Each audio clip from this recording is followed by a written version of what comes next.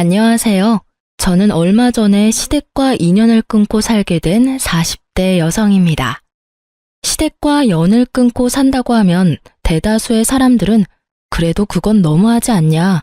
너희가 좀 참으면 됐을 텐데 하고 이야기를 해요. 그렇지만 인연을 끊게 된 이유를 듣고 나면 그럴 수밖에 없었네 하고 말해요. 며느리라면, 아니, 자식이라면 수긍할 수밖에 없는 시댁과의 인연을 끊은 이유 한번 들어보실래요? 저와 남편은 동갑내기 커플이었어요. 어릴 때 만나서 오랫동안 사랑을 키워온 좋은 부부라고 지금도 생각하고 있어요. 제가 결혼했을 당시에 시부는 좋은 직장에서 일하고 있어서 돈을 많이 벌고 있었어요. 지금은 퇴직했지만 당시 아버님의 위세는 생각보다 좀 더 대단한 편이었죠. 시어른이 돈을 잘 벌면 아들 집에 금전적 도움을 주는 경우가 있는데 저희는 아니었어요. 시모와 시부의 사랑과 관심, 경제적 지원은 모두 큰 형님인 아주버님께 돌아갔죠. 매번 아주버님네만 지원해 주시는 시모를 보면서 스트레스를 받았지만 별말 하지는 않았어요. 엄밀히 따지면 차별을 하는 게 싫었던 건데 거기 돈이 끼어 있으니 사람이 좀스럽게 보여서 가만히 있었던 거예요. 게다가 부모님이 번 돈이잖아요. 어디다 쓰던지 제 것이 아니니 더욱 말할 거리도 아니었고요. 하지만 시모의 돈 씀씀이가 점점 더 커지는 걸 보면서 노후 준비는 제대로 하고 계신 건지 걱정되기 시작했죠. 시모는 시집살이를 시키는 사람은 아니었지만 정말 씀씀이가 너무 컸어요. 뭐든 큰 것, 좋은 것, 비싼 것을 선호하고 좋아했죠. 그리고 그 좋은 것들은 모두 시모가 사용하거나 아주버님네로 들어갔죠. 알아서 잘하시겠지 하는 생각으로 별 걱정 안 했는데 그게 문제였어요. 사실 시부가 정년으로 퇴직하고 나서부터 그 걱정이 현실로 변해버렸어요. 시부모가 퇴직을 하면서 저희는 시댁에 용돈을 드리게 됐어요. 국민연금, 노령연금이 있지만 그걸로는 모자랄 걸 알고 있으니 한 달에 50만 원씩 꼬박꼬박 드렸어요. 저도 남편도 못 버는 편은 아니었고 시댁에 드리는 만큼 친정에도 드리고 있었으니 조금 부담되기는 해도 마음은 편했죠. 그런데 하루는 시모가 저와 남편을 불렀어요. 너희 매달 우리한테 주는 용돈 너무 적은 것 같은데 좀 더 줄 수 없겠니? 요즘 그 정도 금액 누구 코에 붙여? 쇼핑하고 친구들 한번 만나고 나면 다 사라지는데. 죄송해요, 어머님. 저희도 그보다 더 많이 드리는 건 힘들어서요. 곧 있으면 애들 학교 들어가면 돈 더 들어갈 거고 그때 생각하면 너무 많이 쓸 수가 없어요. 시모의 말에 저는 거절의 의사를 명확히 했어요. 이런 요구에 상의해볼게요 이런 말을 해버리면 조금만 더 설득하면 넘어올 거라고 생각해서 더 심하게 요구하게 되거든요. 그래서 정말 확실하게 거절했죠. 그런 저를 슬쩍 보던 시모가 이번에는 남편에게 슬쩍 말을 하더라고요. 예, 얼마 전에 손주 생겼다고 전화 온 내 친구 알지? 걔는 용돈을 매달 100만 원씩 받는다더라. 어쩜 하나뿐인 자식이 그렇게 효심이 깊은지. 동창들끼리 다 모여서 이야기하는데 나는 50만 원 뿐이라서 이야기에 끼이지도 못했어. 얼마나 쪽팔리는 일이니? 너희 아버지 일할 때는 명함도 못 내밀던 것들이 자식 농사 잘 지었다고 어찌나 자랑을 하는지. 우리 아들들도 잘 컸다고 말하고 싶은데 결과가 이래서야. 그 말을 듣고 있으니 반발심이 일었죠. 자식이 부모에게 효도하는 일에 경쟁을 붙이는 게 이해가 안 됐거든요. 남의 자식 이야기하면서 우리한테 돈 더 달라는 이야기인 게 뻔했잖아요. 어머님, 그렇게 말씀하셔도 그 집안은 집안, 우리 집안은 우리 집안이잖아요. 상황이 다른데 똑같이 해달라고 하시는 건 좀 아닌 것 같아요. 아니면 아주버님이나 아가씨에게 이야기해보는 게 어떠세요? 어머님 말씀 들어보니 저희한테만 받고 계신 것 같은데 모자라다 싶으면 아주버님께 말씀해보세요. 아주버님과 아가씨를 입에 담자 시모가 입을 딱 닫아버리더군요. 그러면서 저를 흘겨보며 그러더라고요. 너한테 한 말 아니고 내 아들한테 한 말이야. 왜 자꾸 네가 껴드는 거니? 저희 부부고 통장까지 합쳐서 서로 투명하고 깨끗하게 가계부 운영하기로 했거든요. 남편한테 따로 부탁하셔도 결국 저와 의견이 맞아야 돈을 더 들이던지 할 수 있어요. 네가 아들보다 돈 좀 더 번다고 애를 잡고 사니? 자기 돈 자기가 쓰는 게 왜 어려워? 아들이 나한테 용돈 더 주겠다 하면 네가 참견할 일은 아니잖아. 어머님께 돈 더 주면 저는 제 친정에도 똑같이 더 맞춰서 줄 거예요. 어머님이 얼마를 더 올려달라고 원하시는 건지는 모르겠지만 그 금액의 2배만큼 돈이 더 나갈 거라고 생각하면 간단하게 올려서 드릴 수 있는 일은 아니죠. 그럼 넌 내가 거지처럼 살아야 된다는 거니? 저는 그렇게 말한 적 없어요, 어머님. 그치만 이제는 씀씀이를 좀 줄이시는 게 좋을 것 같아요. 예전처럼 쓰시면 당연히 돈이 부족하다고 느낄 수밖에 없으니까요. 저는 이때다 싶어서 시모에게 말했어요. 이제 아버님이 월급을 받지 않으시니 가게 규모를 좀 줄이시는 게 좋을 것 같아요. 네가 뭔데 돈을 쓰라 말아야? 우리 집 일은 알아서 할 테니 신경 쓰지 마라. 이 이야기는 다음에 하자. 결국 이야기는 마무리되지 못했고 저희는 집으로 왔죠. 남편은 난감한 표정으로 그러더군요. 여보, 미안해. 아버지 퇴직했으니 절약하시라고 말은 했는데 내 말은 안 들으셔. 기분 안 좋았지? 기분 나쁜 건 아닌데 걱정돼서 그래. 연세 드실수록 자식들이 부모 부양하는 건 당연하잖아.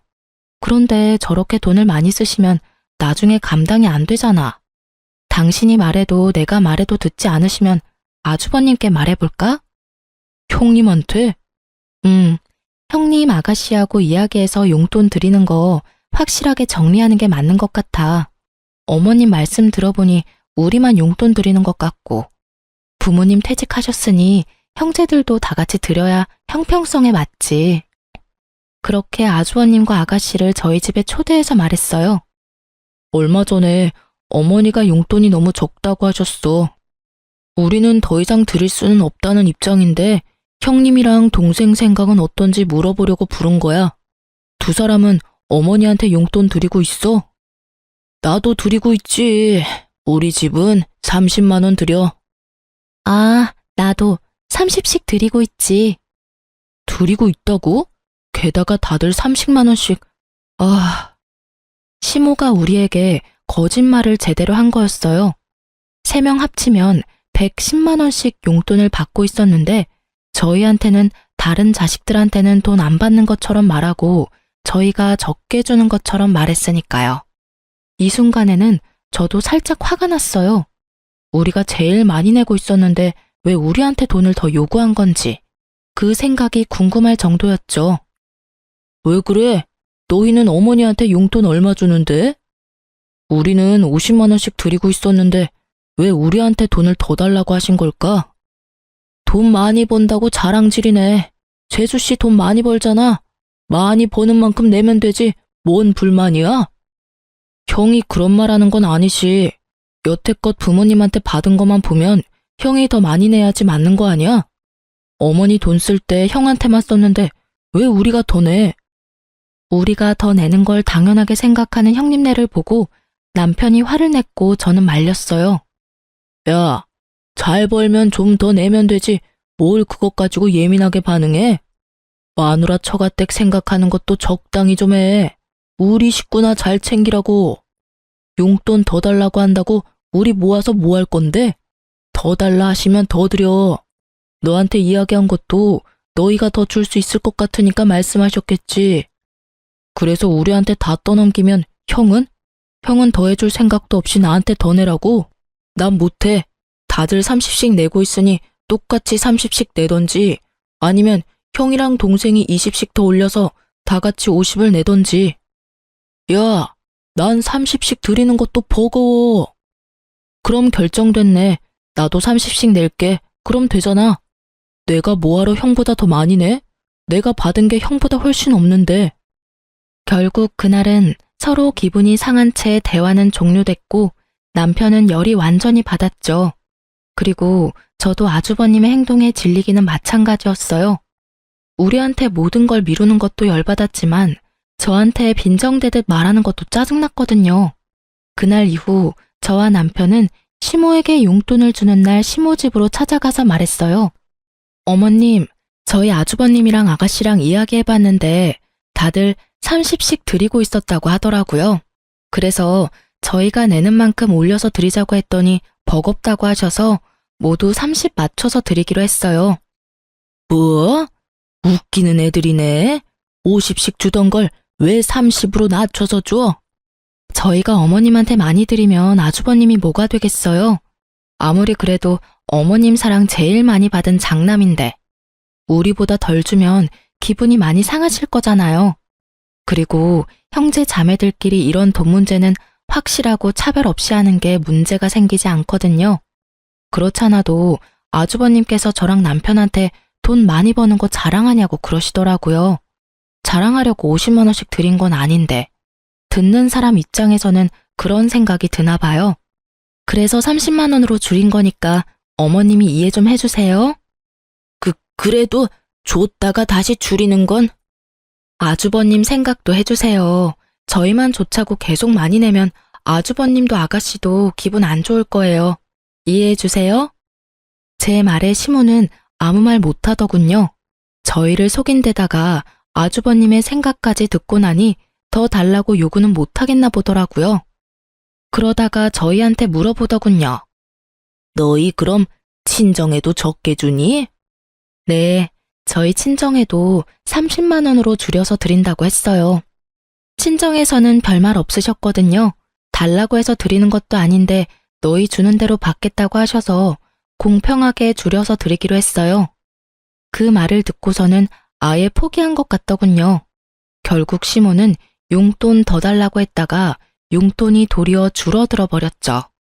차라리 용돈 올려달라 말하지 않았으면 계속 50씩 받을 수 있었을 텐데 괜히 욕심내시는 바람에 도리어 20만 원 줄게 됐으니 그렇다고 형제들 다 30씩 주는데 저희만 50 드리는 것도 그렇고 결국은 이렇게 정리되어서 저희는 참으로 다행으로 생각했어요.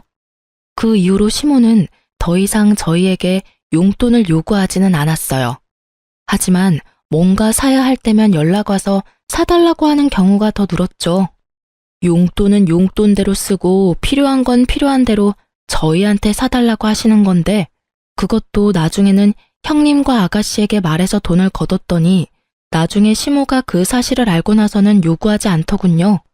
아주버님이 뭐라고 하셨는지 아니면 아주버님 고생시키는 게 싫었던 건지는 모르겠지만 저희 생각을 해서 그런 건 아니라 생각하니 참으로 마음이 착잡했어요. 그렇게 시모의 낭비가 사라지는 건가 싶던 어느 날 시모가 저희를 시댁으로 불렀어요. 너희도 알다시피 이 집 너무 좁아서 이사를 가야 하는데 돈이 좀 부족하구나. 너희 집보다 3억 정도는 더 줘야 들어갈 것 같은데 너희가 돈 좀 보태주지 않을래? 그냥 공짜로 내라는 건 아니야. 너희가 돈 보태주면 새로 이사할 집 너희에게 줄게. 어떠냐? 저는 솔직히 이해가 가지 않았어요. 보통 이렇게 연세가 들어서 이사를 하는 거면 애들도 다 제 가정 찾아 나갔으니 두 분밖에 살지 않아서 더 작은 집으로 가잖아요. 그런데 저희 시모는 더 큰 집으로 이사를 가겠다고 하더라고요. 두 분이 살 건데 더 좋은 동네, 더 비싼 집을 찾는 거 보니 시모의 낭비벽이 사라진 게 아니라고 생각했죠. 그렇지만 이야기를 들어보면 나쁜 이야기는 아니었어요.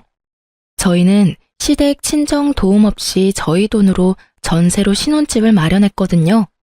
그래서 언젠가는 자가를 가져야 하는데 이 집을 살 때 돈을 대주고 그 집 명의를 얻을 수 있는 건 도리어 더 낫겠다는 생각이 들었죠. 그렇지만 저희도 마냥 돈을 드릴 수는 없었어요.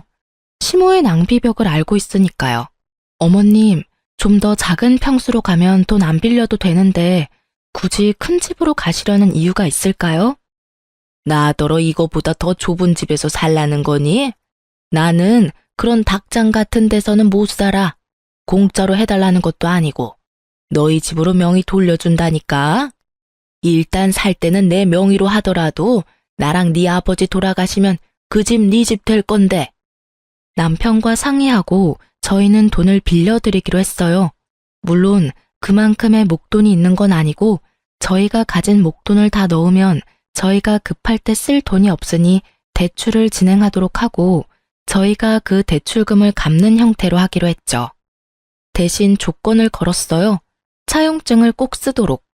저희가 돈을 갚는 대신에 부모님 사후 명의를 저희 이름으로 돌린다는 내역과 도중에 집 명의를 바꾸지 못하는 경우가 생기면 저희가 낸 돈을 다 돌려받는다는 조건으로요.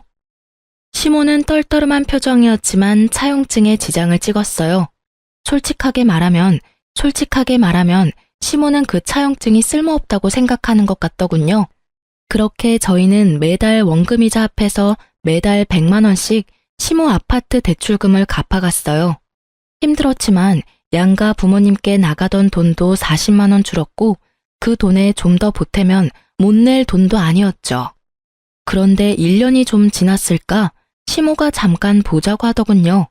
시모가 이렇게 부를 때는 좋은 일은 아니었기에 가고 싶지 않았지만 어쩔 수 없이 남편과 함께 갔어요.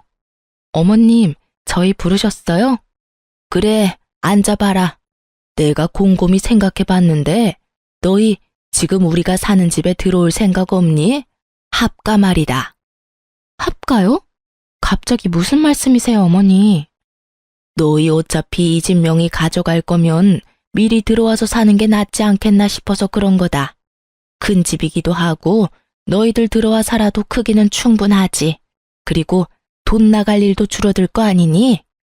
그렇지만 나는 너희가 들어와 살았으면 싶구나. 우리도 나이가 들었고 둘이서 살기에는 좀 버거워. 너희 신혼집 어차피 곧 있으면 전세 재계약이지? 계약하지 말고 종료하고 들어와. 대신 전세금은 다른 데 쓰지 말고 들고 들어와. 너희 집 전세금은 써야 할 곳이 따로 있으니까. 시모의 말에 저는 그 써야 할 곳이 시댁에 새로 산 집의 대출금을 갚는 일이라고 생각했어요. 하긴 그렇게 갚아버리면 대출금도 사라지니까. 그렇게 생각하던 제 예상을 시모는 완전히 뒤집어 버리더군요.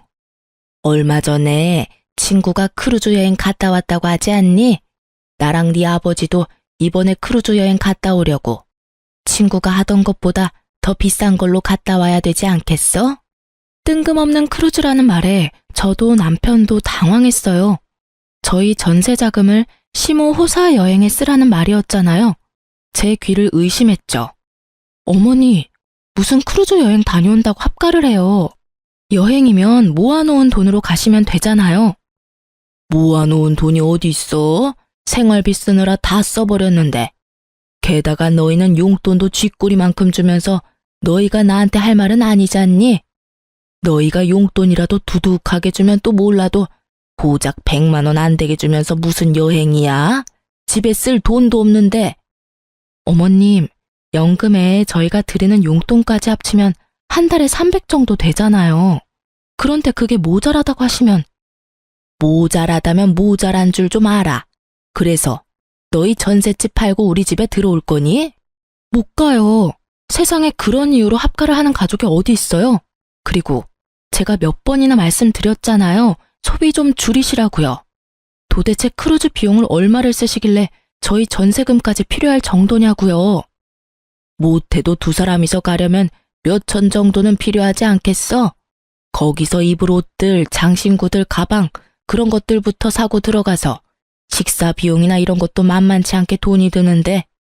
어머니, 제발 좀 그만하세요. 아버지 돈 한 푼 안 벌고 계시는데 돈을 그렇게 써요? 돈이 하늘에서 떨어진다고 생각하세요? 저희는 못해요. 2번 다시 그런 이유로 저희한테 합가하자고 하지 마세요. 저보다 남편이 더 화내며 시모에게 한바탕 하자 시모 얼굴이 정말 차갑게 가라앉더라고요.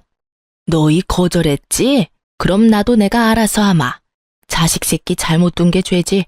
부모 호강은 못 시켜줘도 여행 한 번 정도는 보내줄 거라고 생각한 내 애가 바보야. 저런 것도 자식이라고 애 낳고 미역국을 다 먹고. 돌아가 봐라. 너희 앞으로 볼 일 없을 테니까. 결국 시모에게 그런 이야기를 듣고 저희는 집으로 돌아왔어요. 남편은 흥분해서 열을 올렸지만 저는 슬슬 걱정이 되더라고요. 알아서 하시겠다는 말이 뭔지 몰라서 궁금해졌거든요. 무엇이든 상상 이상을 보여주는 시모라서 정말 몇 날 며칠을 끙끙대며 시모의 다음 행동을 예측했는데 몇 달간 시댁이 조용했어요. 시모에게 안부차 매주 전화를 드렸었는데 그날을 기점으로 전화도 받지 않으시더라고요. 그래서 저는 남편에게 말해서 아주버님께 시모가 어디 있는지 물어보라고 했죠. 형님, 어머니 연락이 안 돼서 그러는데 어디 가셨어요? 얼마 전에 크루즈 여행 간다고 두 분 같이 가셨어. 꽤 긴 일정이던데 거의 한 달 일정이더라고. 금액도 엄청 들었어. 결국 크루즈 여행 가셨네요. 혹시 형님한테도 여행 보내달라고 하시던가요? 그래, 그래서 결국 내가 돈 마련해서 보내드렸어. 너무 좋아하시더라. 돈은 좀 많이 들긴 했지만 그래도 좋아하시는 거 보니까 마음이 좀 편해졌지. 그 말에 저는 안심하면서도 당황했어요. 아주버님네가 그리 넉넉지 못한 상황인 걸 알고 있었는데 그 크루즈 여행에 들 돈을 어떻게 마련했을까 싶었거든요. 그래도 아주버님이 효도 차원에서 그렇게 했다면 뭐 못할 것도 없지 않았겠나 싶었어요.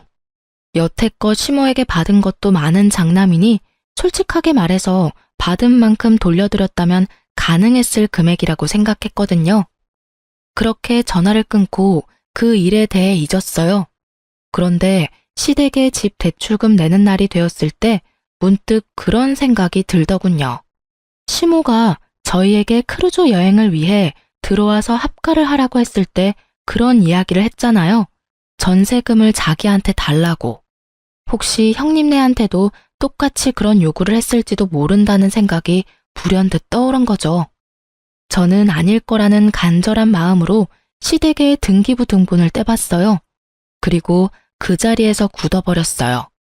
원금과 이자를 매달 우리가 내고 있는 시모의 집이 형님 명의로 어느새 바뀌어져 있더군요. 저는 너무 놀라서 남편부터 불러드렸어요. 여보, 시댁집 명의가 아주버님 이름으로 되어 있어. 뭐? 남편도 너무 놀랐는지 한달음에 달려왔어요. 저와 남편은 놀라고 화난 상태로 시댁으로 향했어요.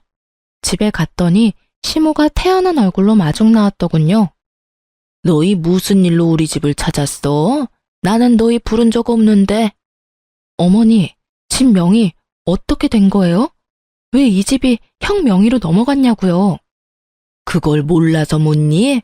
나는 나 부양하지 않는 자식한테는 이 집 못 줘. 이 집이 내 명의인데 왜 내가 이 집을 너희한테 줘야 해? 웃기지도 않아. 첫째 덕분에 겨우 체면치레 했는데 너희가 나한테 뭘 해줬다고 이제 와서 집 타령이야? 이 집이 온전히 어머님 집은 아니죠. 저희랑 이 집 살 때 무슨 말 했는지 잊으셨어요? 그래, 너희가 돈 내주기로 하고 이 집 산 거는 맞지. 그렇지만 명의는 내 이름이잖니? 내가 뭘 하든 내 마음이지. 그리고 자식한테는 부모를 부양해야 하는 의무가 있는 거야. 너는 그걸 하지 않았고 첫째는 그걸 했지. 그래서 첫째한테 이 집 명의 준 거다. 불만이 있으면 나한테 그 의무를 다 못한 너를 탓해야지. 여기 와서 불평한다고 내가 명의 바꿔줄 것 같으냐? 정말 당당하게 상식 이하의 발언을 하는 시모를 보며 저와 남편은 둘 다 입이 막혔어요. 말이 머릿속에는 맴도는데 하고 싶은 말, 고쳐주고 싶은 말이 너무 많으니 제대로 정리가 되지 않더군요. 어머니, 정말로 이대로 저희하고 척질 생각이세요? 저희와 한 약속까지 어기고. 말하는 도중에 아주버님이 나타나더니 저희에게 버럭 소리를 지르더군요. 야, 집 명의 때문에 화난 건 이해해. 그런데 아무리 그래도 자식이 부모한테 그런 식으로 따지는 건 너무한 거 아니냐? 너희가 이 집 명의를 원했으면 어머니 부탁 들어줬으면 될 일 아니야. 자기들이 부족해서 못한 걸 왜 어머니 탓을 해? 말리는 시누이가 더 밉다고 말리는 아주버님은 정말 얄미웠어요. 남편이 화가 나서 뭐라 하려는 걸 저는 막아섰어요. 그리고 시모에게 말했어요. 어머님이 그렇게 나오시면 저희도 알아서 할게요. 너희가 이제 와서 뭘 할 수 있겠어? 멀리 안 나간다. 시모는 냉정하게 말하고 돌아섰고 아주버님은 의기양양한 승자의 표정을 지으며 저희를 쫓아내더군요. 저는 그런 아주버님을 보며 속으로 비웃었어요. 이 집이 어떤 꼴인지 모르고 저렇게 승자의 기분에 취해 있는지. 이제 곧 나락으로 떨어질 생각을 하니 웃겼죠. 저와 남편은 시모와 헤어지고 그날부로 내고 있던 원금과 이자를 내지 않았어요. 사실 여태껏 시모의 통장에서 대출금이 빠지고 있었거든요. 저희가 대출금을 내지 않아도 저희한테는 아무런 문제도 발생하지 않거든요. 당연히 대출금이 상환되지 않으니 시모에게 연락이 갔더라고요. 저는 당연히 저희 대출금을 아주버님이 이어서 낸다고 생각했는데 그게 아니었던지 시모에게서 연락이 왔어요. 너희 대출금 왜 안 내줘? 어머님, 저희가 대출금을 왜 내요?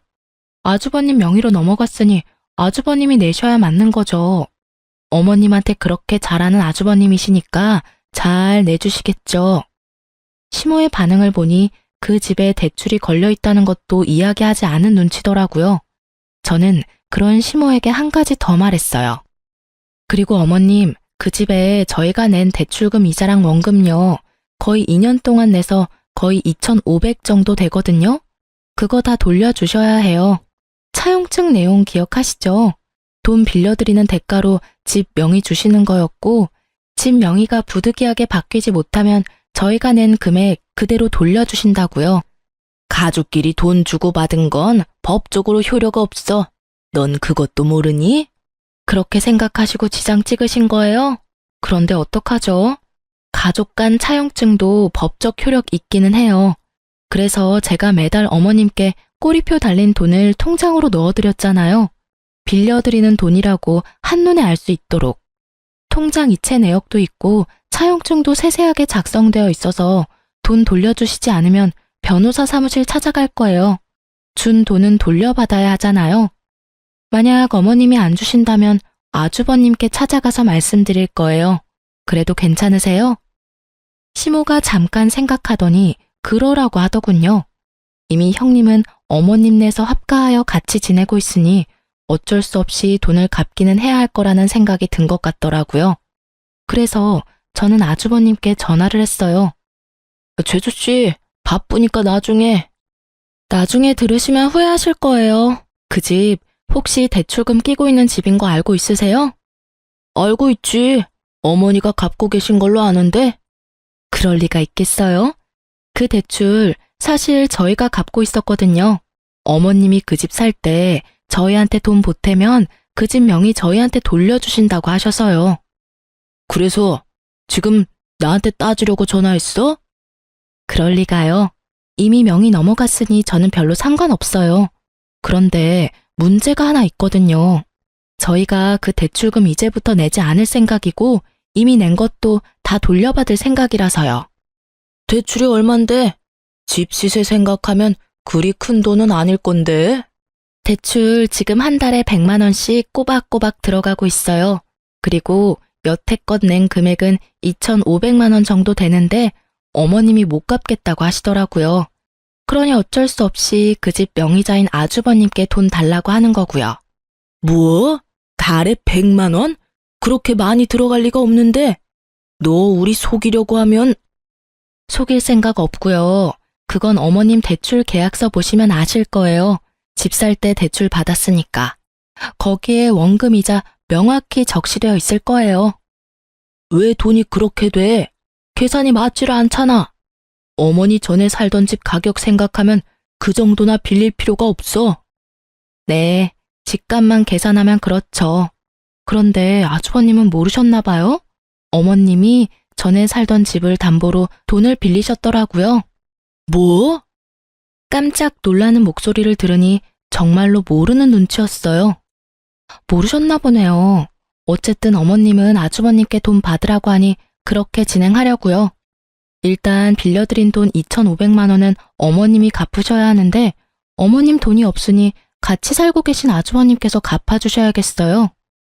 2,500의 대출금까지.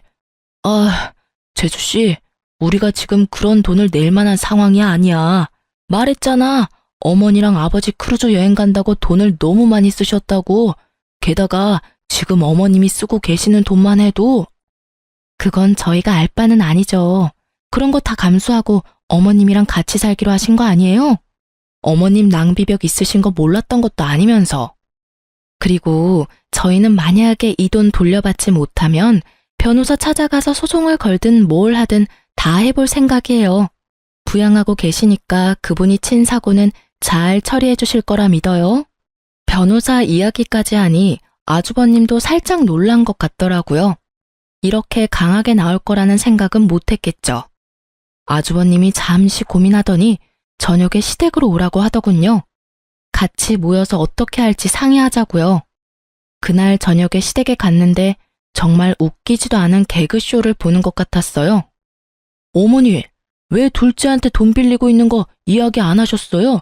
대출이 있다는 걸 알았으면 저도 집 팔고 여기 들어오는 일 없었을 거라고요.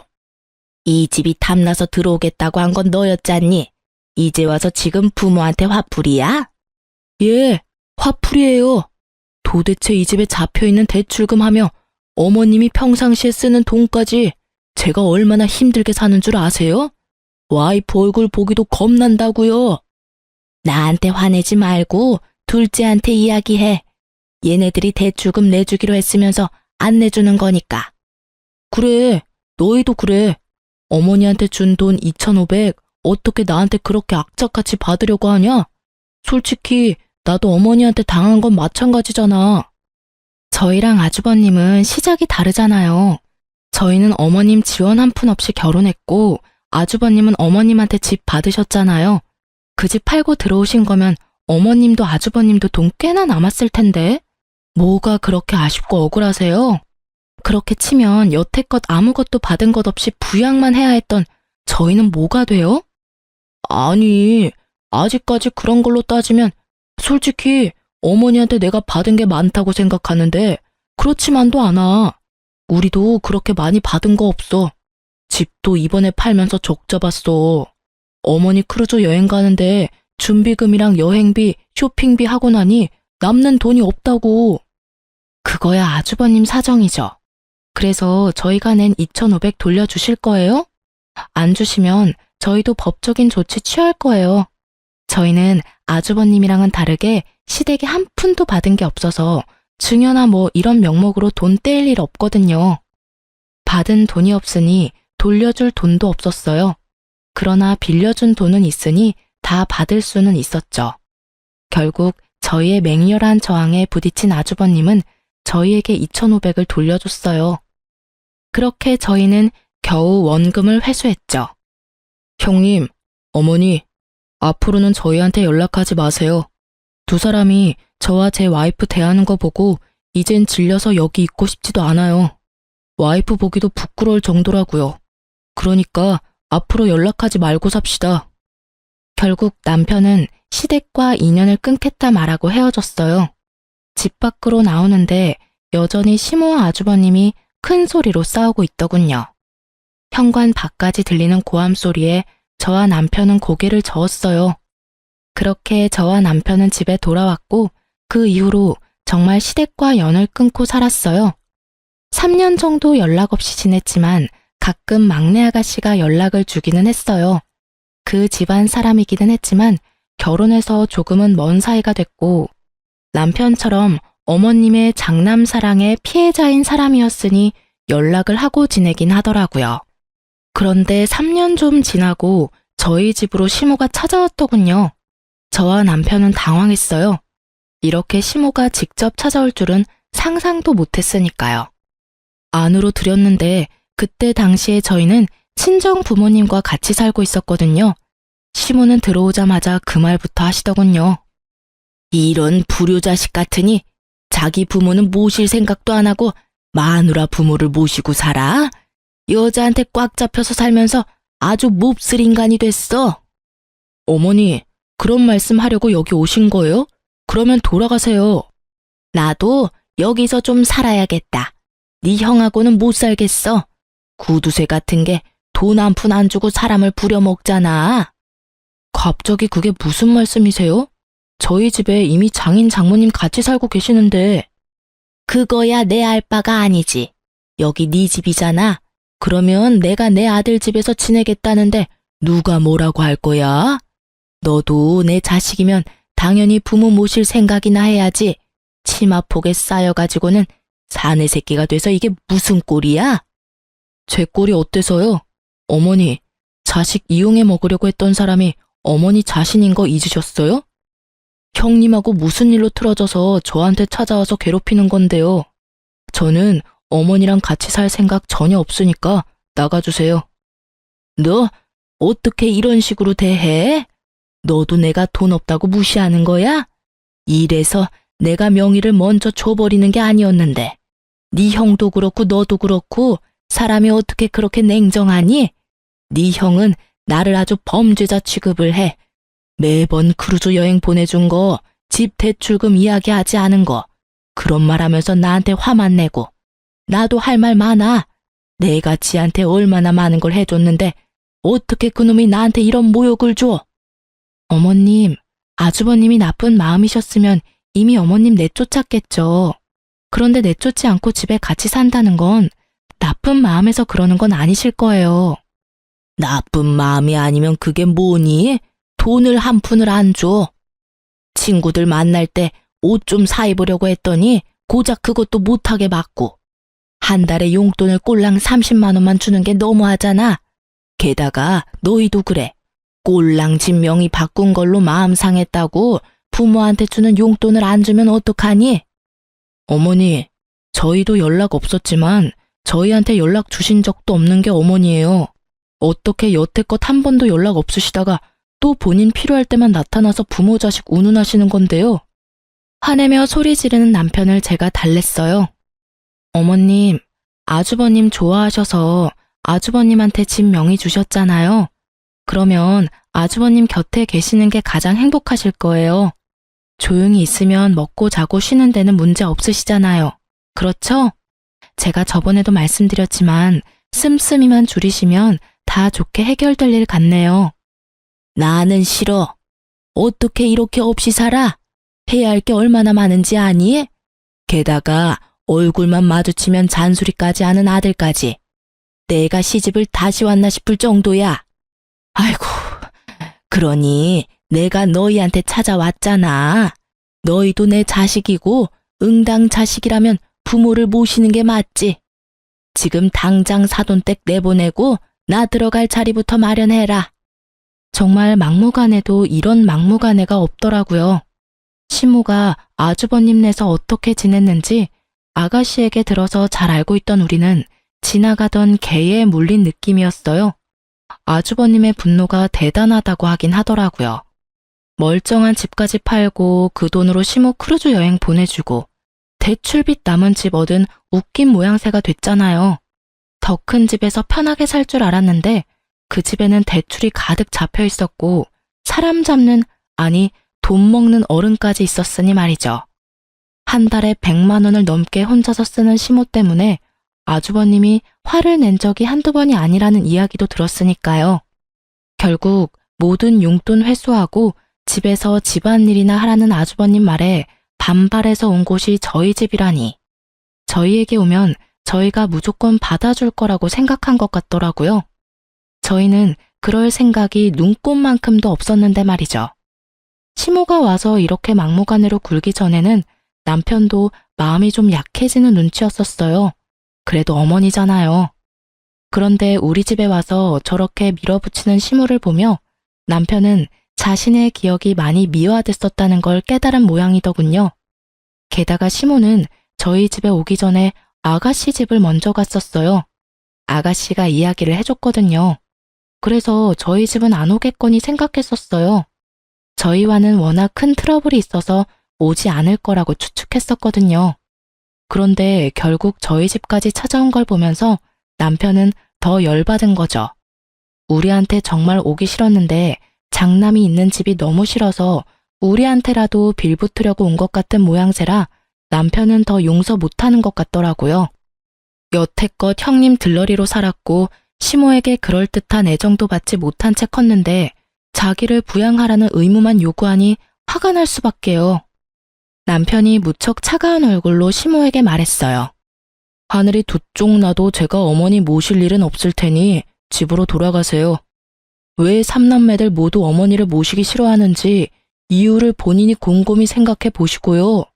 그리고 한 가지 더 말씀드리는데 형님한테 그만큼 돈 많이 쏟아부었으니 형님한테만 부양해달라고 하세요. 다른 자식들 여태껏 찬밥 신세로 만들고 평생 자식 이용해 먹으려고만 하셨잖아요. 대학도 제가 벌어서 들어갔고 결혼도 제가 벌어서 했어요. 결혼 후에도 저희한테 돈만 요구하셨잖아요. 염치라는 게 있다면 저희한테 와서 될 일은 아니죠. 우리가 무슨 이유로 어머니랑 연 끊은 건지 잊으셨어요? 어머니가 형님만 자식으로 생각했듯이 저도 부모 없는 셈 칠 테니까 여태껏 해왔던 대로 연락 없이 지내요. 결국 남편은 아주버님께 전화해서 어머니 모시고 가라고 했어요. 아주버님은 너희가 모실 수 있으면 모시라는 식이어서 남편이 또 화를 낼 수밖에 없었죠. 시모가 집을 나가버리기를 원하는 아주버님의 모습에 남편은 시모를 직접 차로 태워 시댁으로 데려다 줬어요. 2번 다시 찾아오지 말라고 이번에 찾아오면 진짜 호적파고 나가버릴 거라고 으름장을 놔버리더군요. 그렇게 강하게 반발하는 남편의 모습을 처음 봤는지 너무 놀란 시모는 그 이후로 연락을 하지 않았어요. 아가씨가 시모 소식 전해주려고 할 때마다 남편은 어머니 이야기 입 밖에도 내지 말라며 화를 내니 할 수가 없는 거죠. 아주버님네와 시모의 싸움에 등 터지는 아가씨는 그나마 저한테 시모와 아주버님의 근황을 알려주더군요. 시모가 화려하고 사치스러웠던 생활을 잊지 못하고 결국은 아주버님 카드로 카드론을 받아 쓴 바람에 아주버님에게 혼나고 지금은 조용히 식모처럼 살고 있대요. 한 번만 더 돈 때문에 사고치면 시모가 가지고 있던 비싼 물건들 다 팔아치워 버린다고 했대요. 그리고 시모는 요양원에 데려다 주겠다고 말했다더라고요. 결국 시모는 아주버님 말에 꼬리 내리고 얌전히 식모처럼 살고 있고 아주버님네는 집 대출금에 어머님이 빌린 카드론까지 갚으며 전전긍긍 살고 있대요. 와이프 눈치 엄청 본다고 하더군요. 하긴 형님도 속이 뒤집어지겠죠. 시댁 재산 자기 걸로 만들어 보려다가 결국에는 멀쩡한 집 팔아서 대출금 가득한 집을 얻은 데다가 시어른과의 합가까지 해서 수발까지 들어야 하니 말이죠. 조용하고 점잖은 분이면 모시기 그나마 편했겠지만 다른 곳에 눈 돌리면 사고나 치는 사람을 모시려니 속에 천불이 나는 것도 당연할 거예요. 그렇지만 두 사람 모두 뿌린 대로 거둔 거라고 생각해요. 우리를 이용하려 했던 시모나 그런 시모를 이용하려 했던 아주버님이나 자기들이 만든 결과죠. 글을 쓰면서도 그때를 생각하면 화가 많이 나요. 돈에 환장한 시모를 떠받들며 살았다면 지금쯤 저희도 거짓골을 면하지 못했을 테죠. 얼마 전에 시댁 이야기를 들은 김에 생각이 나서 글을 써봤어요.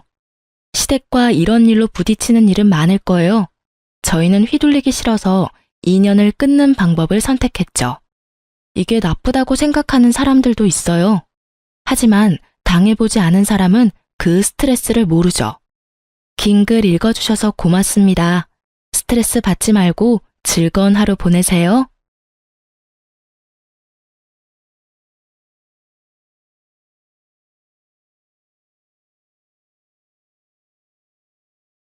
안녕하세요. 저는 수도권에 살고 있는 30대 후반의 여자랍니다. 저는 어릴 때부터 장사를 해서 저는 항상 라디오를 듣곤 했는데요. 요즘엔 라디오보다 더 재밌고 찡한 이곳의 사연을 듣는 재미로 살고 있어요. 얼마 전에 저도 참 엄청난 일을 겪었거든요. 지금 다시 생각해도 나한테 진짜 일어난 일이 맞나 싶을 정도로 현실감이 없었답니다. 그래도 평소에 저처럼 누구보다 씩씩하게 극복해 가려고 애쓰고 있어요. 여러분께도 제 이야기를 다 말씀드리고 툭툭 털고 일어나고 싶어서 이렇게 사연을 보내게 되었어요. 이런 일도 있나 싶으시겠지만 한번 들어봐 주세요. 저는 20대 초반에 전문대를 졸업하고 바로 작은 식당을 차려서 장사를 시작했는데요. 어릴 때부터 요리하는 걸 좋아했고 공부엔 영 관심이 없어서 크면 꼭 식당을 차리고 싶었어요. 어떻게 보면 특이한 걸 수도 있고 아니면 어릴 때부터 진로가 확실한 똑순이라고 할 수도 있으려나요? 이것도 사업이다 보니 처음에 시작했을 땐 진짜 힘들었던 순간도 많았어요. 5년 넘게 고생하면서 실전에서 배웠던 것 같아요. 그렇게 30대 초반에 프랜차이즈 식당으로 사업을 확장하게 되었고요. 지금까지 꽤 넓은 규모의 식당을 열심히 운영하고 있답니다. 결혼을 하게 된 남자도 제가 식당 운영하면서 알게 된 손님이었죠. 안녕하세요. 오늘도 내가 우리 회사 직원들 다 데리고 여기로 회식 온 거예요. 어머, 김 과장님. 점심에도 오시고 또 오셨네요. 단골상이라도 드려야겠다. 제가 오늘 서비스 쏩니다. 우리 사장님은 항상 밝고 이쁘셔서 내 마음에 쏙 든다니까. 앞으로도 더 자주 올 테니까 우리 친하게 지내요. 식당이 회사들 사이에 있다 보니 점심 장사가 특히 잘 됐는데요. 자주 보다 보니 얼굴을 익히고 사적인 대화를 종종 나누는 손님들도 많았죠. 남편도 그 중에 한 명이었는데요. 회사도 나쁘지 않고 항상 웃으면서 인사하는 서글서글한 모습에 호감이 갔죠. 이거 요즘 유명한 쿠키라는데 왠지 좋아할 것 같아서 사왔어요. 작지만 맛있게 먹어줘요. 저번에 주신 커피도 맛있게 마셨는데 자꾸 이런 거 챙겨주셔서 어떡해요. 제가 오늘 계란말이 서비스 드릴게요. 난 마음에서 우러나와서 주는 거지 서비스 받으려고 주는 거 아니에요. 그러면 서비스 말고 우리 영화 볼래요? 천천히 또는 정신 못 차리게 다가오는 남편에게 어느새 저도 마음의 문을 열었나 봐요. 그렇게 몇 번 데이트를 하다가 사귀게 되었죠. 사귄 지 얼마 되지 않았을 때부터 남편은 결혼 얘기를 계속 꺼내더라고요. 난 진짜 우리 자기가 내 이상형이야. 이렇게 원하는 여자를 만나기도 쉽지가 않잖아. 난 자기랑 결혼하고 싶어. 자기는 어때? 우리 아직 만난 지 얼마 되지도 않았는데 벌써 결혼 얘기는 좀 이르지 않아? 그리고 난 아직 일하느라 너무 바빠서 여유가 없는데. 사실 사업이라는 게 한치 앞을 모르는 거야. 지금은 잘 되지만 안 될 때도 있을 수도 있지. 그럴 때 나처럼 회사 다니는 든든한 남편이 옆에 있으면 얼마나 좋아? 장사 안 돼도 스트레스 받지 마. 내가 있잖아. 전 부모님이 넉넉하신 편이라 처음에 제가 장사 시작할 때부터 지원을 좀 해주셨어요. 세무적인 부분도 도움을 많이 주셨고요. 근데 남편 집안 얘기를 들어보니 남편이 거의 집안의 자랑이고 가장인 느낌이더라고요. 거기다 홀어머니랑 둘이 살아서 어머니에 대한 효심이 남다른 것 같고요. 사실 결혼하기 그렇게 좋은 조건은 아니었어요. 남편 외모가 호감형이고 좋은 직장 다녀서 겉으론 괜찮아 보일 수 있는데요. 사실은 불우한 집안의 가장이었던 거죠. 나는 아무것도 바라는 거 없다. 그냥 너희 둘만 잘 살아주면 돼. 듣자 하니 네가 큰 식당을 운영한다며? 어린 나이에 그렇게 큰 장사하기 쉽지 않은데 참 대단하고 대견하구나. 내가 얘기했잖아. 아주 똑순이에 사람 정말 좋고 이쁘다고. 이런 색시를 내가 어디서 찾겠어. 그치? 그래. 결혼 준비며 뭐며 다 새아가가 원하는 대로 다 맞춰주고 잘해줘. 나는 가진 게 없어서 뭘 보태줄 수가 없어서 그게 미안하네. 처음 본 시모의 첫인상은 사실 좋았어요. 말도 조곤조곤 해주시고 아주 친절하셨죠. 돈 더 버는 내가 더 내고 살면 되지 조건이 뭐가 중요할까 그런 마음으로 결혼을 결정했죠. 그동안 제가 혼자 일을 하다 보니 저 혼자 결정하고 해야 하는 일들이 대부분이었거든요. 그래서 사실 좀 지쳐 있었나 봐요. 제가 해야 될 일을 남편이 대신 해주니까 이래서 그늘이 필요하구나 싶은 마음도 들었네요. 친정 부모님도 남편의 집안 사정은 탐탁치 않아 하셨지만 제가 거의 우기다시피 해서 허락을 받았죠. 지금 생각하면 도대체 왜 그랬나 싶어요. 남편을 놓치면 안 된다는 생각까지 했었으니 말이죠. 결혼식도 크게 했는데 시모가 자기 친척들하고 지인들한테 제 자랑을 계속해서 민망할 정도였죠. 난 우리 아들만 능력 있는 줄 알았는데 더 능력 있는 며느리를 얻게 될 줄 누가 알았겠어? 그 대기업들 쫙 있는 한가운데 아주 대걸만한 큰 식당을 운영해, 우리 며느리가. 아이고, 최 여사. 혼자 아들 키우느라 고생 하더니만 이제 고생 끝이네. 그럼 우리 최 여사 이름 대고 그 식당 가서 밥 먹어도 되는 거야? 아유, 그거야 우리 능력 있는 며느리 맘이지. 시어머니 기 살려주려면 한 번은 초대해 주겠지 뭐. 잘난 며느리한테 잘해줘야 밥도 얻어먹게 생겼네. 시집살이는 물 건너 갔네요, 형님. 시집살이는 무슨, 내가 업고 다녀도 모자라지. 바쁜 며느리 내가 도와주며 잘 살아야지. 이런 대화가 계속 이어지길래 얼마나 민망하던지요. 친정 부모님도 그 모습을 보고 떨떠름하게 계시더라고요. 아무튼 결혼식은 무사히 끝났고요. 남편이 모은 돈은 5천만 원밖에 없어서 나머지 다 제가 내고 회사와 식당 가까운 아파트를 매매했죠.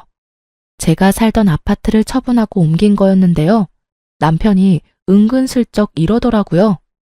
여보, 근데 우리 엄마한텐 우리 반반씩 내서 이 아파트 샀다고 그러면 안 될까? 아니면 대출 받았다고 하는 게 어때? 자기가 나보다 훨씬 잘 버는 거 아시는데 집까지 자기가 해왔다 그러면 우리 엄마 왠지 위축이 많이 되실 것 같아서 그래. 그렇게 생각은 안 해봤는데 뭐 그럴 수도 있겠네. 알았어. 근데 물어보시지 않는 이상 말할 필요도 없지 뭐. 걱정하지 마. 이때부터 뭔 소리냐고 따져 물었어야 하는데 똑순이라고 불렸던 저는 왜 이 인간 앞에서는 모지리가 됐는지 알 수가 없네요. 그것도 그 인간 능력이라면 능력이었을까요? 결혼한 지 몇 달밖에 안 되었을 때는 제가 일주일에 한 번은 시모한테 전화를 하려고 노력을 했어요. 근데 그것도 은근히 스트레스더라고요. 바쁘고 할 말도 없는데 전화 붙들고 있는 것도 시간 아깝게 느껴지더라고요. 그래서 2주에 한 번꼴로 전화를 했죠. 근데 대뜸 시모가 전화가 와서 이러는 거예요. 요즘은 왜 이렇게 전화가 뜸해? 너 바쁜 건 알겠는데 그래도 며느리 도리는 해야 되지 않겠니? 내가 좀 두고 봤더니 요즘 너무 해이해진 것 같다. 아, 제가 너무 바빠서 앞으로도 매주 전화는 못 드릴 것 같아요. 그건 이해를 좀 해주세요. 전화뿐만이 아니다. 아무리 잘난 며느리라도 그렇지 네 얼굴 아예 까먹겠다. 도대체 집에 온 지가 언제니? 못해도 한 달에 한 번은 찾아와서 시어미 밥도 사주고 용돈도 좀 주고 그래야 되는 거 아니니? 내가 이렇게 직접적으로 말을 해야겠어? 너는 장사한다 애가 그렇게 눈치가 없니? 네, 알겠어요. 이번 주에 찾아뵐게요. 민석 씨도 요즘 바빠서 계속 늦게 들어오더라고요. 민석이를 말하는 게 아니야. 네 남편이랑 꼭 같이 와야 되니? 넌 사장이니까 시간 많을 거 아니야. 회사에 하루 종일 묶여있는 사람이랑 같아. 오후에 시간 나면 잠깐 뭐 좀 사올 수도 있고 그런 거 아니야? 넌 돈도 잘 번다면서 어째 뭐 꽈배기 하나라도 사오는 게 없니? 이럴 때 보면 가정교육을 못 받았나 싶다니까. 어머니, 말씀이 좀 심하시네요. 솔직히 말해서 왜 저만 맨날 뭐 사서 가야 되나요?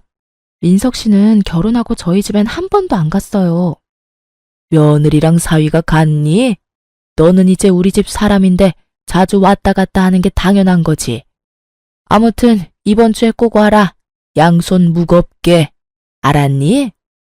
아니, 이런 전화를 받으니까 너무 당황스럽더라고요. 결혼식 때 저한테 부담 안 준다는 천사 같던 시모가 뭘 사달라고 계속 요구하는 뺑덕어멈이 되어 있더라고요. 대놓고 이렇게 요구하는 사람은 또 처음 봤네요. 그래도 신혼이니까 남편이랑 시모 혼자 사는 집에 찾아가서 소갈비 외식도 시켜드리고 마트 가서 사고 싶은 거 다 사서 계산도 다 해드렸어요. 와, 우리 와이프 진짜 최고다. 이렇게 시어머니한테 카드 플렉스하는 며느리가 어딨어 진짜? 도대체 마트에서 얼마를 쓴 거야? 너도 이렇게 자주 사줬는데 뭘 새삼스럽게 그러니? 며느리면 당연히 해줘야지. 아무튼 고마워 여보. 우리 이제 슬슬 가자. 나 잠깐 화장실만 빨리 갔다 올게. 저도 일어나서 갈 채비를 하는데 시모가 은근히 저를 잡아 끌고 속삭이더라고요. 아들이 매달 용돈을 주긴 하는데 그걸론 영 생활이 안 되네. 나이 들면 약값도 더 들지. 친구 한 번을 만나도 다 돈이야. 민석이한테 말하지 말고 너도 나한테 용돈 좀 매달 몰래 줄 수 없겠니? 네? 연금도 꽤 나오시고 민석 씨도 50만 원씩 드리는 걸로 아는데 돈이 모자르단 말씀이에요? 혼자 살아도 생활비가 얼마나 드는지 몰라. 아들 힘들까봐 내가 꾹꾹 참고 있었지. 이젠 든든한 며느리도 있으니 네가 좀 도와줄 수 있잖아. 늙어서 돈 없는 게 얼마나 서러운 줄 아니? 다달이 달라는 말씀이세요? 일단 민석 씨랑 상의는 해봐야 할 것 같아요. 넌 돈도 많이 번다면서 이렇게 째째하게 굴 거니? 민석이한테 말하지 말고 아들이 주는 만큼씩만 더 줘. 더 바라지도 않아. 너한텐 그렇게 큰 돈도 아니잖아. 안 그러니? 남편이 나오니까 얼른 말을 딱 끊어버리더라고요. 근데 웃긴 건 다음 날부터 매일같이 그 얘기로 문자를 보내기 시작하더라고요. 답장 안 하면 왜 안 하냐고 닥달해서 어떻게든 하게 만들고 말이죠. 결국 3일 버티다가 50만 원 보내줬어요. 제 정신 건강을 위해서요. 그렇게 매달 50만 원씩 남편한테 말 안 하고 보내주게 되었죠. 그거면 이제 된 건 줄 알았는데 그게 시작이더군요. 툭 하면 전화해서 앓는 소리를 해댔어요. 이번에 친구들이 단풍놀이 간다는데 돈이 모자라지 뭐니? 아유, 좋은 데로 간다는데. 얼마나 드시는데 돈이 모자라요? 민석 씨한테 물어보는 게 회사에서 바쁜 사람한테 전화할 수가 있니? 너는 네 사업장이니까 한가할 거 아니야. 지금 한 30만 원만 좀 보내줘라. 회사에선 가만히 앉아나 있죠. 제가 얼마나 바쁜데요. 이번엔 보내드리는데 자꾸 저한테 이런 부탁하시는 거 저 좀 그래요. 앞으론 자제해주세요. 뭐? 자제? 참나. 아주 시어머니를 아랫사람 대하듯이 하네? 그래, 돈 있다 이거지? 너 설마 우리 아들도 무시하는 건 아니지? 난 그 꼴은 절대 못 보니까 알아서 조심해, 얘. 시모 말하는 거야말로 완전 후배 돈 뺏는 일진 말투 아닌가요? 아무리 장사를 했어도 사람 때문에 이렇게 스트레스 받는 건 진짜 처음이었어요. 남편하고도 슬슬 돈 문제로 다투기 시작했죠. 이번 달 생활비는 왜 안 주는 거야? 반반씩 내는 것도 안 주면 나 혼자 다 내잖아. 저번 달에도 내가 닥달했더니 주고. 나 자꾸 이렇게 돈 문제로 얘기하기 싫어. 그럼 네가 이번 달은 좀 다 내라. 내 월급의 몇 배를 벌면서 생활비 몇 푼 된다고 쪼잔하게 진짜. 내가 얼마 번다고 당신한테 말한 적 있어? 내 수입을 어떻게 알고 그렇게 말해? 나도 힘들어. 장사하면 들어가는 돈이 얼마나 많은데. 순수익은 얼마 남지도 않아. 결혼하면 당신이 책임진다며? 당신만 믿으라며. 식당에 점심때만 해도 손님이 몇 명인데 어디서 그런 약한 소리야. 그래, 그럼 이참에 당신 수입 좀 한번 오픈해봐. 우리 앞으로 더 큰 집으로 이사도 가고 투자도 제대로 해야 되니까 나랑 같이 공유해서 우리 한번 더 부자 좀 돼보자. 내가 좋은 투자처 많이 알거든? 나 진짜 생각보다 수입 별로 없어. 당신이 같이 사업해주는 것도 아닌데 다 말하고 싶진 않네. 넌 나를 가족으로 생각을 안 하는구나. 진짜 서운하다. 난 너한테 다 말하는데. 아무튼 이번 달엔 자동차 보험료 내야 돼서 생활비가 모자라니까 당신이 좀 메꿔. 당신하고 어머니한테 나 좀 서운해. 나 보면 돈 얘기밖에 할 게 없어. 내가 지금까지 몇 번 말 안 했는데 어머니 거의 맨날 전화해서 나한테 돈 타령해. 그리고 벌써 6개월째 50만 원씩 용돈도 드려. 근데도 부족하다고 또 달라고 하고. 무슨 화장품이 홈쇼핑에서 좋아 보인다고 지금 주문 넣으라고 하고. 나를 얼마나 들들 볶는 줄 알아? 이야, 50만 원씩이나? 그건 진짜 고맙네. 우리 엄마 신나시겠네. 우리 엄마가 사실 나 키우느라 얼마나 고생을 많이 하고 제대로 누리지도 못하고 사셨는지 몰라. 그래도 말년에 며느리 덕을 보시네. 부모님한테 용돈 좀 드리고 화장품 사드리는 게 그렇게 화가 나는 일이야? 그럼 당신은 왜 우리 부모님한테 전화 한 통도 안 하는데 용돈은커녕 한번 찾아가 보지도 않았잖아. 장인 장모님은 넉넉하셔서 용돈 필요 없잖아.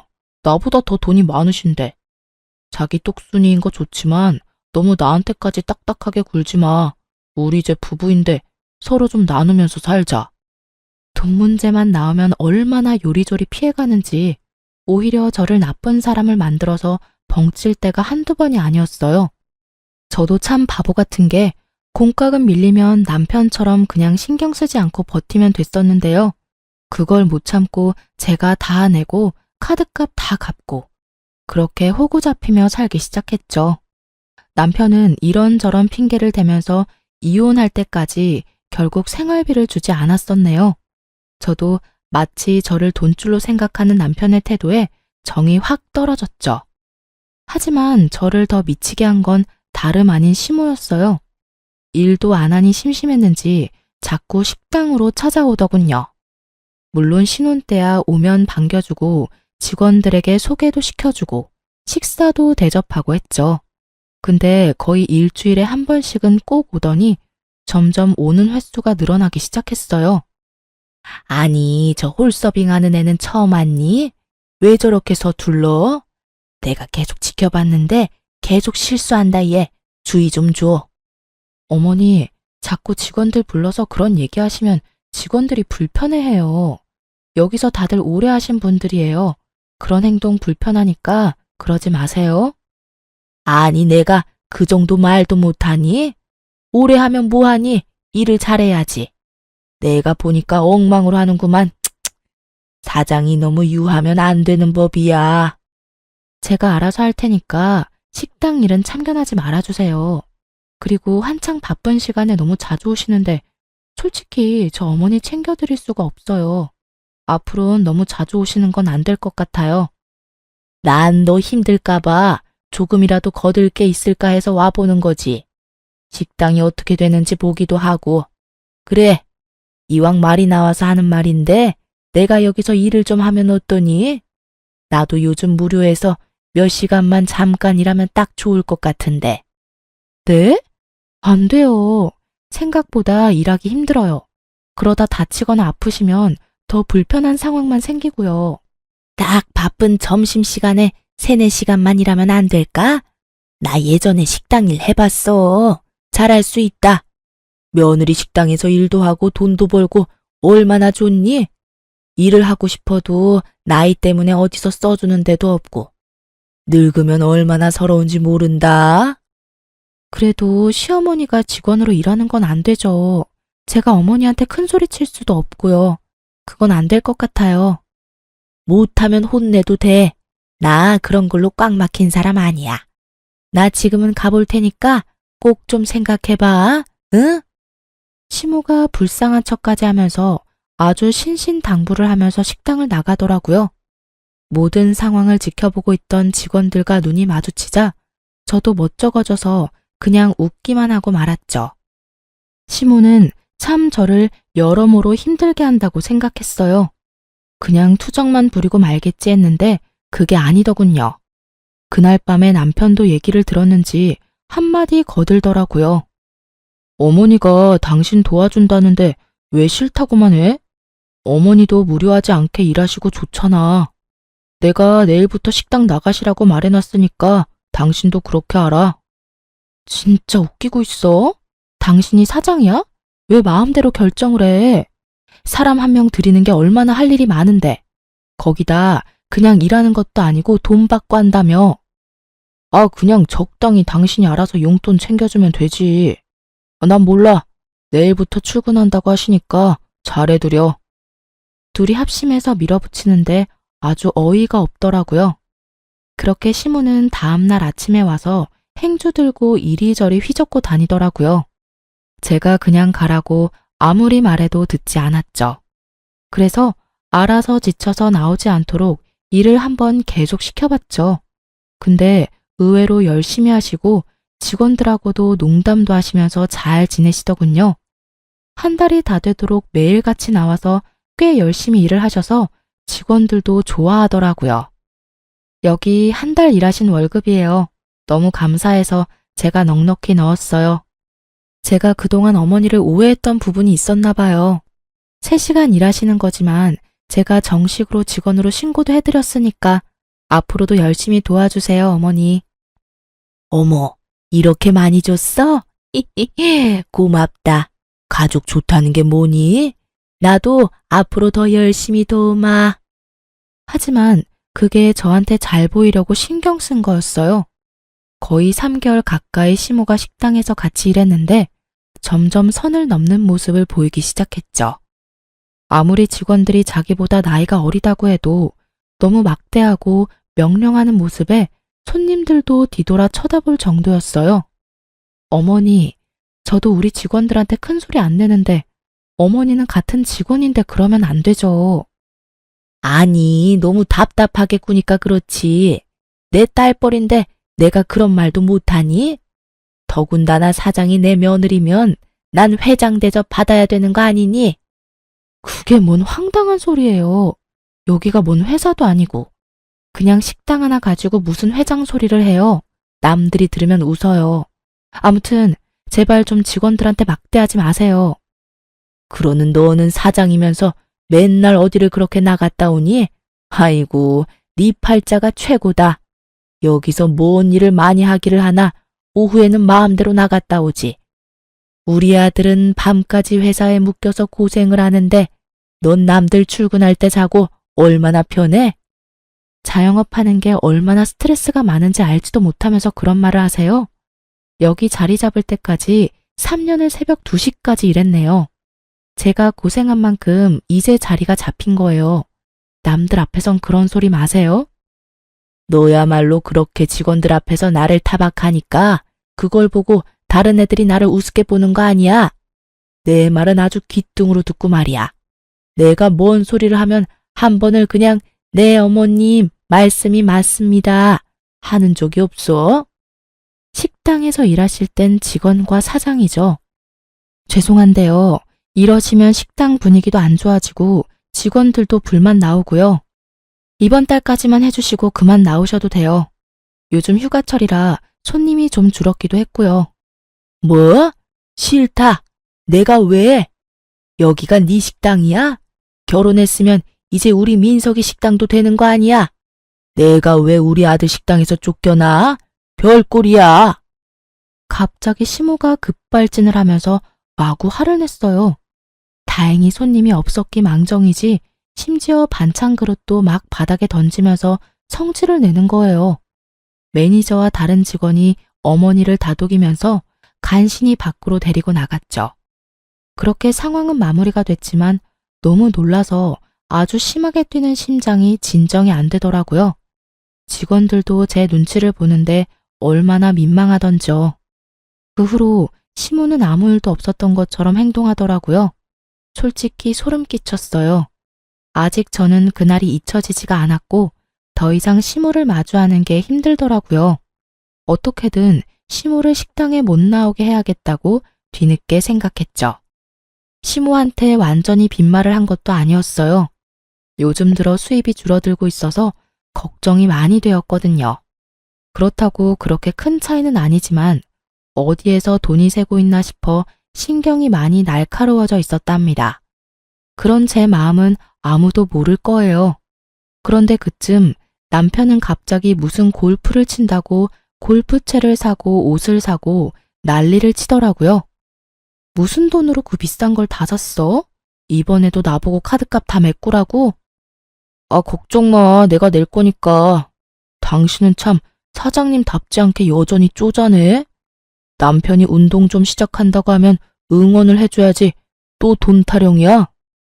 요즘 돈을 너무 많이 쓰는 것 같아. 어디서 돈이 나서 그렇게 옷을 사들여? 며칠 전엔 핸드폰도 바꿨잖아. 뭐 로또라도 맞았어?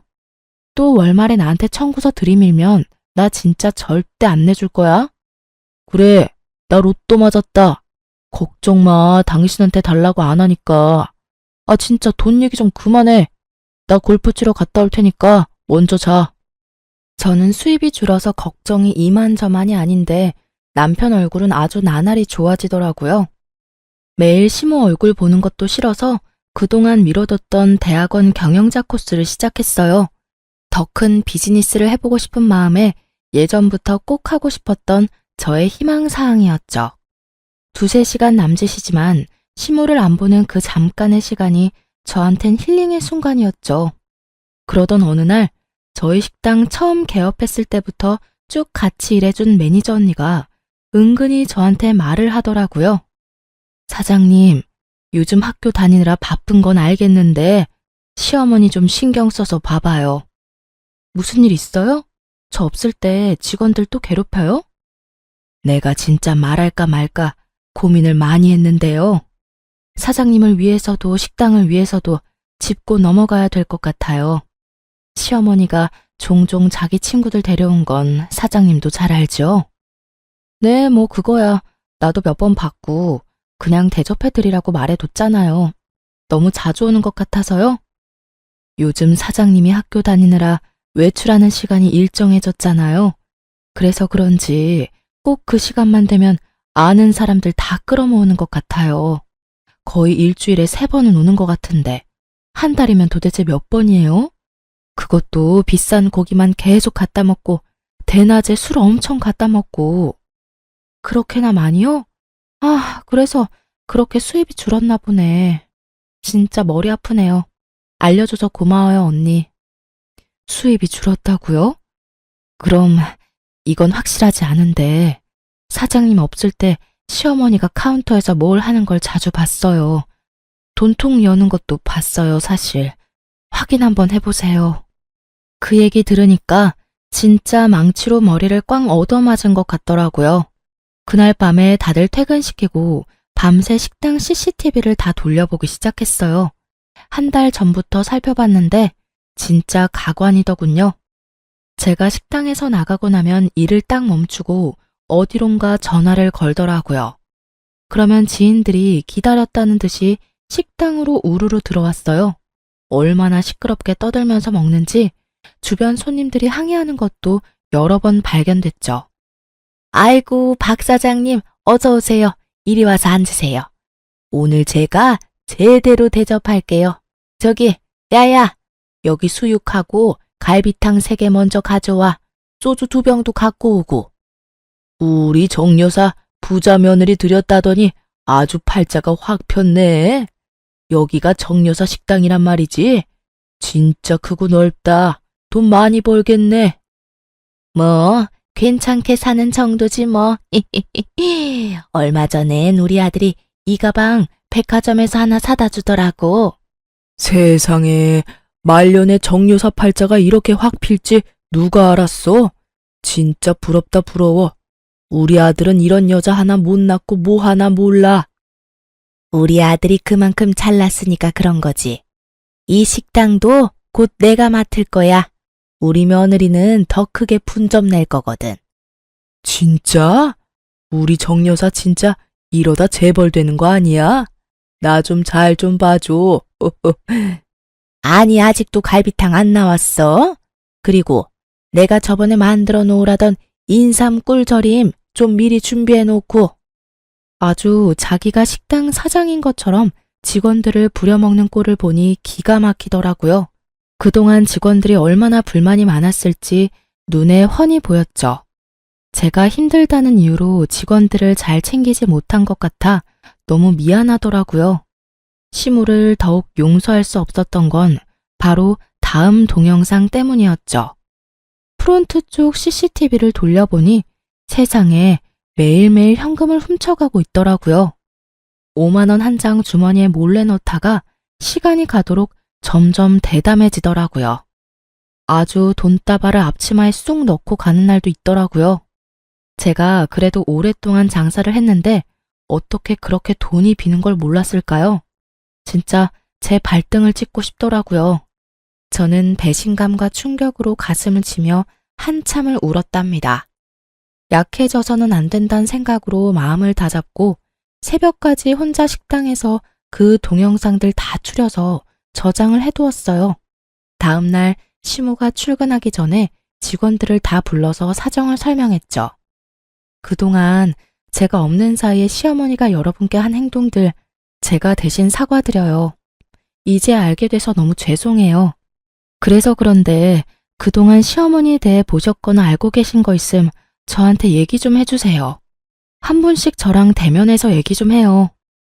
저는 5명의 직원과 모두 얘기를 하고 동의를 받고 동영상도 찍어두었어요. 그리고 직원들에겐 시모에겐 어떠한 얘기도 하지 말라고 신신당부를 해놓았죠. 그동안 시모한테 당해서 그런지 직원들은 시모 얘기만 나와도 진절머리를 치더라고요.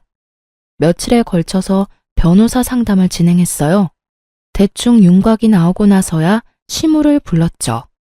내일부터 식당 나오지 마세요.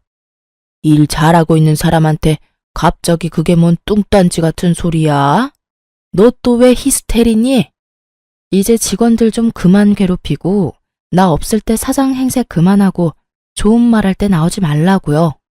아니 이게 지금 시어머니한테 이게 무슨 말버릇이야? 네가 뭔데 나오지 말라야? 내가 여기 사장이에요.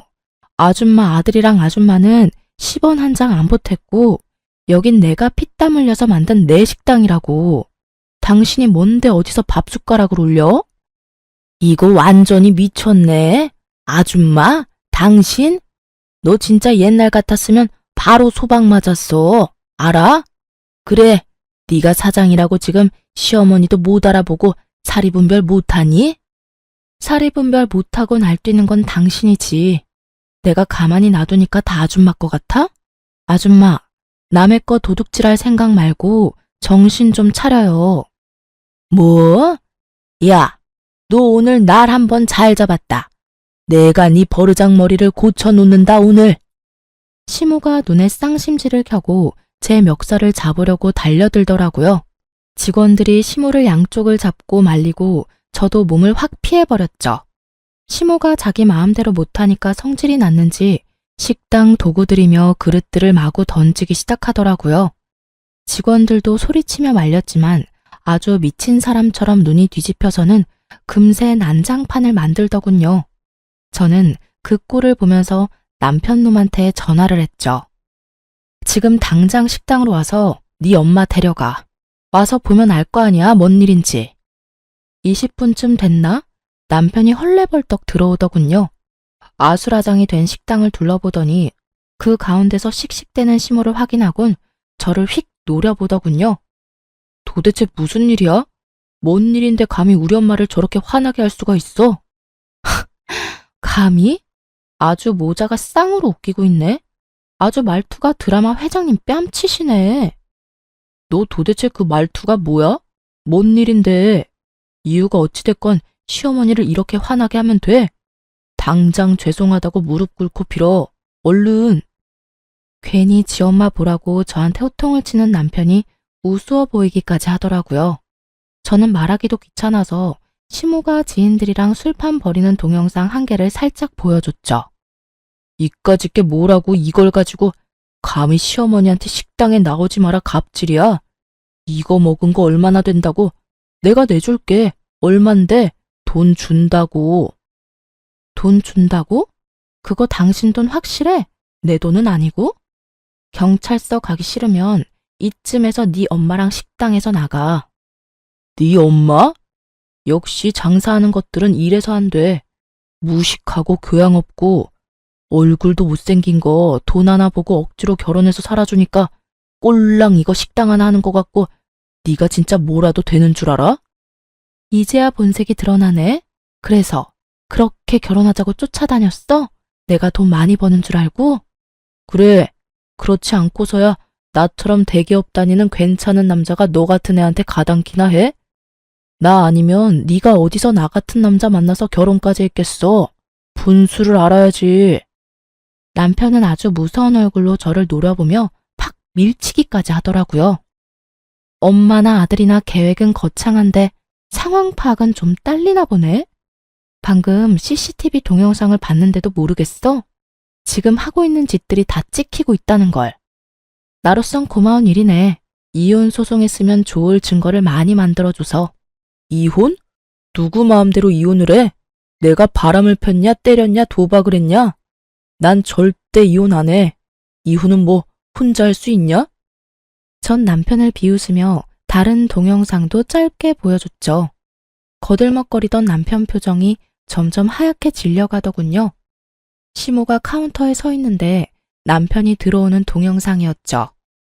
시모가 무슨 주머니를 주니까 주위를 두리번거리더니 그걸 쓱 가방에 넣더라고요. 맞아요. 시모가 훔친 그 돈주머니였죠. CCTV를 다 확인해보면서 진짜 황당하던 게 남편이 거의 일주일에 한 번씩 와서 수금하듯이 시모한테 훔친 돈을 받아가더라고요. 그동안 흥청망청 써댄 돈이 모두 다 제 돈이었던 거죠. 정확히 말하면 제 돈도 아니고 식당의 수입을 함부로 훔쳐서 썼던 거였어요. 처음부터 내 돈 보고 나하고 결혼하려고 수작 부렸던 거네? 너 이거 도둑질에다가 사기 결혼인 거 알아? 뭐? 사기? 증거 있어? 증거 지금 바로 보여줬잖아. 너 대기업 다녀서 똑똑하다며? 근데 왜 금붕어 대가리 달아놓은 거 마냥 이해를 전혀 못해? 그거 안에 뭐가 들어있는지 안 보이잖아. 근데 그게 뭔 증거야? 얘가 진짜 생사람 잡네. 그거 내가 얘 먹으라고 간식 좀 싸줬다. 네 남편 먹을 거 준 게 그렇게 아까워? 내가 당신들 뜻대로 될 줄 알고 만만하게 봤나 본데 내가 CCTV에서 이거 하나 찾았겠어요? 돈 뭉치로 주기도 하던데 기억 안 나나 보네? 암튼 변호사 말로는 이혼 승소는 당연한 거고 절도죄 등등 줄줄이 엮을 수도 있다네. 당장 내 식당에서 꺼지고 법원에서 보자고. 여보, 내가 다 설명할게. 엄마가 돈 준 건 진짜 몇 번뿐이야. 내가 요즘 돈이 모자라서 너무 힘들다고 그냥 말 한 번 했는데 엄마가 그냥 준 거라고. 난 당신 돈인 줄은 상상도 못했어. 엄마 월급 받은 돈 주는 줄 알았지. 엄마, 식당 공금을 훔치면 어떡해? 시모가 얼굴이 확 굳어지며 남편 놈을 휙 째려보더라고요. 뭐? 지금 내가 혼자 돈을 훔쳐서 너한테 줬다 이 말이야? 이 배은망덕한 놈이 엄마한테 다 뒤집어 씌우려고? 여보, 난 진짜 몰랐어. 난 당신만 사랑해. 엄마랑 인연 끊으라면 그렇게 할게. 다신 안 보고 살게. 제발 이혼만은 다시 생각해줘. 야, 이놈의 자식아. 아무리 급해도 그렇지 엄마를 팔아넘겨? 네가 결혼 전부터 나한테 이 식당 보여주면서 저 여자랑 결혼해서 이 식당 네가 먹는다며? 나한테 여기서 일하면서 쟤 감시하고 돈 빼돌리라고 시킨 게 누군데? 아, 엄마, 미쳤어? 그만 말해. 조용히 하고 있으라고. 내가 진짜 화딱지 나서 식당에서 일하기 싫어 죽겠는데 억지로 시켜서 하는 건데 네가 매일매일 돈 조금씩 빼돌려서 일주일에 한 번씩 너한테 달래매. 엄마도 같이 썼잖아. 나만 돈 썼어? 엄마도 가방 사고 명품 사고 펑펑 쏘댔잖아. 아이고, 이런 것도 자식이라고 내가 믿고 살았어. 엄마를 도둑년으로 내몰아? 아이고, 민석이 아버지, 나 데려가요. 다 데려가. 남편 잃고 하나 있는 아들 죽을 뚱 살뚱 키웠더만 이제 나를 감옥 보내려고 그러네. 아이고. 시모가 땅바닥을 기면서 곡소리를 내며 울더군요. 사기치려면 머리라도 똑똑할 것이지. 지네들이 사기친 걸 술술 말하고 있으니 기가 막히면서도 이 상황이 우습더군요. 매니저 언니가 마침 경찰을 불러줬고 곧 경찰들이 찾아와서 소란 피우는 두 모자를 끌고 갔죠. 여보 잘못했어. 한 번만 용서해줘, 한 번만. 나 당신 사랑해. 절대 이혼 못해. 알지? 새아가, 아가야, 난 아무 잘못 없다. 다 이놈이 시킨 거야. 내가 피해자다, 내가. 끌려가면서도 어찌나 소리를 질러대던지 지나가는 사람들이 다 수군대더라고요. 여기서 3년 넘게 장사하면서 진짜 망신살 제대로 뻗친 순간이었죠. 얼마나 부끄럽고 숨어버리고 싶었는지 몰라요. 다시는 그 사기꾼들 얼굴도 보고 싶지 않아서 변호사 통해서만 이혼 소송을 진행했어요. 동시에 시모를 절도죄로 경찰에 고소했죠. 시모가 경찰서에 가서 조사를 받아야 하니까 남편이 계속 전화를 해대더군요. 뭐라고 말하려나 싶어 한번 받아봤죠. 기어이 시어머니를 범죄자로 만들겠다 이거야? 당장 고소 취하해. 우리 엄마 지금 충격받아서 기절했다고. 내일 어떻게 경찰서에 가서 조사를 받냐고.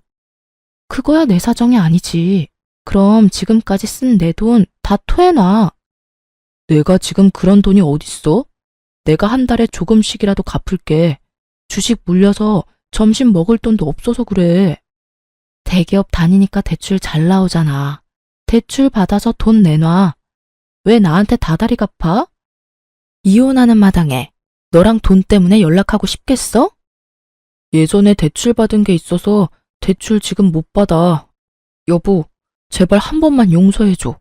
내가 앞으로 평생 다 갚으면서 살게. 난 이혼 안 해. 절대 못 헤어진다고. 돈도 갚기 싫고 네 엄마 감옥 가는 것도 싫고 이혼하기도 싫으면 도대체 뭘 해서 네 죄를 갚을래? 돈 못 갚으면 절대 합의는 없어.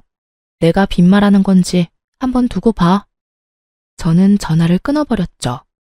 그 후로 남편이 식당에 끊임없이 찾아왔지만 직원들이 합심해서 쫓아내고 경찰도 부르니까 더는 못 들어오더군요.